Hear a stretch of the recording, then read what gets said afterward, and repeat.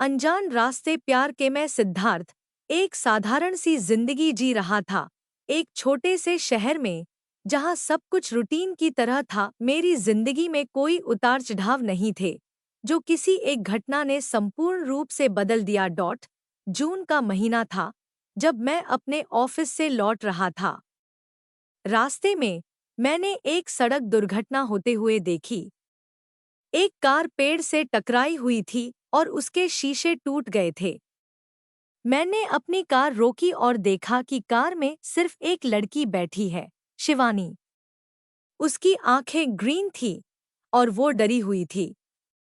मैंने उसे बाहर निकलने में मदद की और पूछा कि क्या वो ठीक है।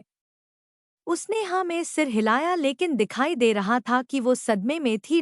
मैंने पुलिस को फोन किया और तब तक शिवानी को अपनी कार में बिठाकर उसे चाय पिलाकर संभालने की कोशिश की। उसे शायद बातों में लगाकर उस सदमे से उबरने में मदद मिल सके।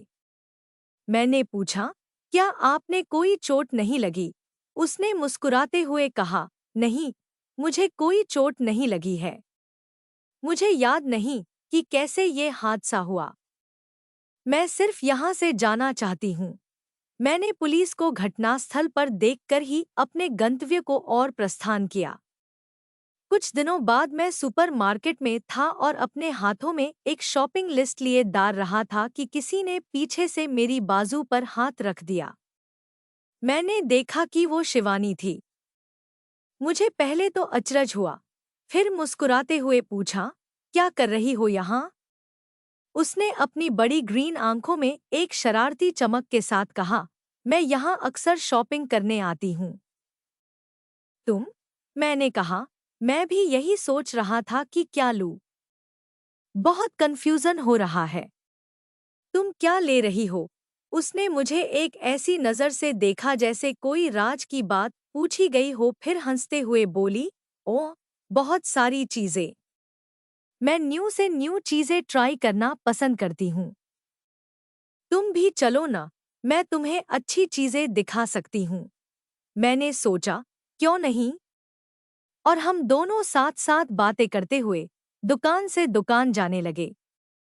शिवानी बहुत मस्तमौला लड़की थी और उसकी वजह से शॉपिंग, जो मुझे बोरिंग लगती थी, बहुत मज़ेदार हो गई। उसने मुझे नए नए सामान बताए जिनके बारे में मैंने कभी नहीं सुना था। हम दोनों ने मिलकर एक के बाद एक कई आइटम्स खरीदे। हम दोनों ने एक दूसरे के साथ समय बिताना शुरू कर दिया और जल्द ही हम अच्छे दोस्त बन गए। हम एक दूसरे से अपनी जिंदगी के बारे में बतियाते और घंटों बातें करते।